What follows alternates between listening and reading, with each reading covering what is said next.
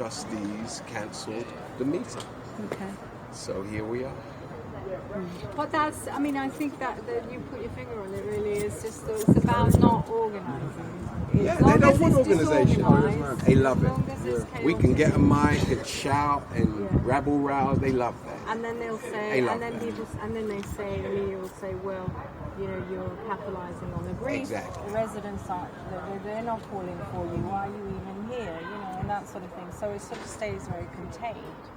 Well, as I said, their objective is for it to just, like the fire, burn itself out, because they know you can only rabble rouse for so long. But when professional people are coming forward to offer their services, who are in for the long haul, then they have a problem with that. Because many who call themselves revolutionaries, they move from revolution to revolution. They move from issue to issue. It's like a career.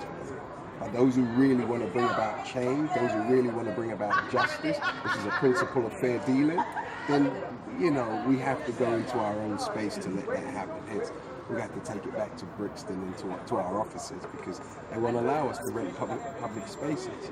You know, they just won't allow. We've actually paid.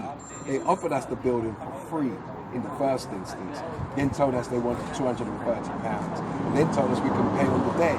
I said, no, let's pay them in advance to give them no excuses. So I literally paid for it myself today, early afternoon. And then I got the call at 4 o'clock that they had cancelled. So no matter what you do, no matter how much you follow due process, you're not welcome. But if you go there and knock in the door saying, this is our community centre, you have to do something for the community with an angry little group, then they'll open the door and give you some space.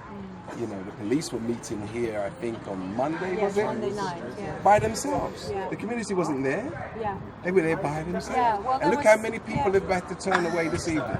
Well, there were some residents in that meeting, and I didn't come to it, but I went because my friend came to it, and she told me that this one man got up and said, I'm looking for my father, I haven't heard from him, he's been missing, and the policeman in charge said, if you haven't heard from your loved ones that are missing, assume them dead. And she said it was just deathly silence. Because what a way to tell them. Because of course it's common sense that they would have passed away, but she said it was just like terrible. And she was filming it, and then the police came and took her memory sticks away. Ooh. They said, we're not sure what law you've broken yet, but can we have your memory sticks?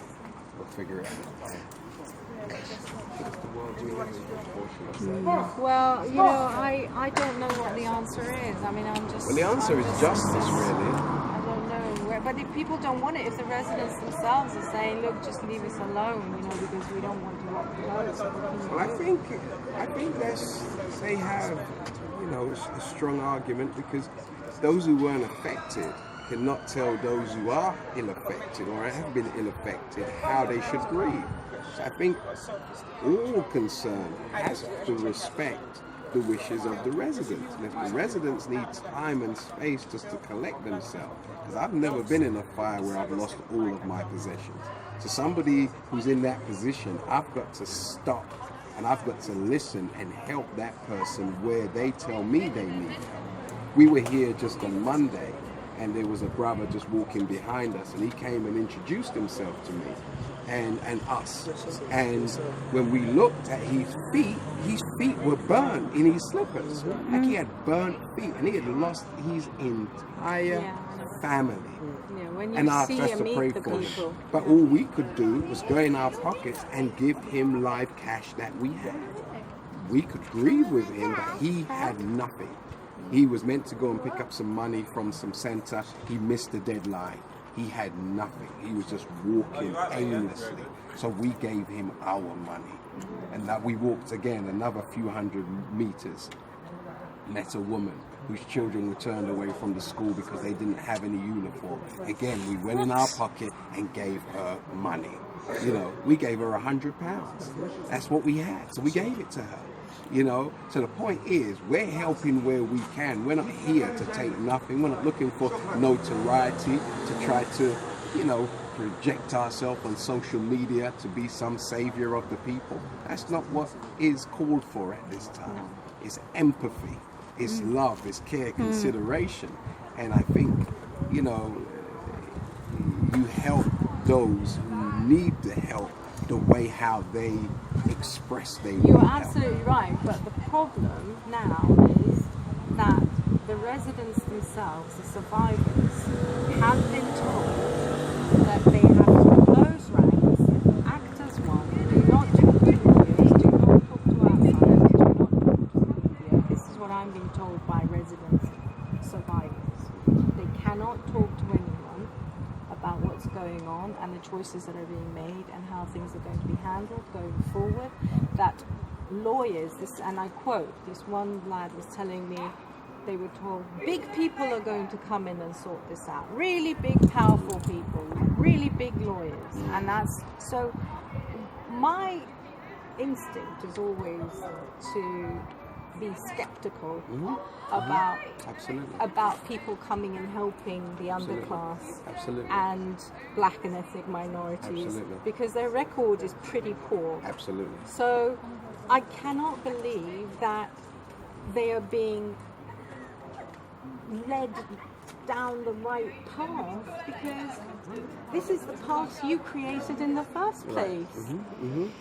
Yeah, exactly. So how am I now supposed to hand over my trust and faith in you and let you sort this out because you're the one that can? So that's the problem because if the resident survivors are saying, well, we can't talk to anyone, we don't want to talk to anyone, we just want them to handle it because we're afraid what's going to happen to us. We may not get rehoused, we may get kicked back to the housing list, we may get sent somewhere else, we may not get our new passports, we may not get our refugee status. Yeah, these are some real things. And that's what I'm saying. We have to respect it. We have to respect can't it. do anything. Those concerned are in a bind.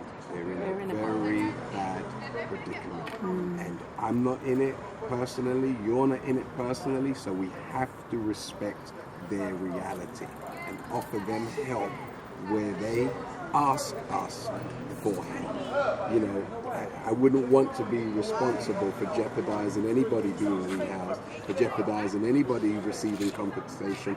I wouldn't want that on my hands. So therefore, I will help you where you desire to be helped, and I will offer you my services, and you can consider them in good conscience. And if you need me, I'm available for you anytime. What about then the bigger picture? What about those people who don't have a voice at all because they burn in the fire? Well, that's the point. I think that's where we should be more aggressive in speaking for those who have lost their voice, for speaking to those who the truth has died with.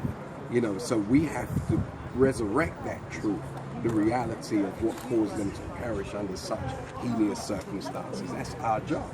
And if we do our job well,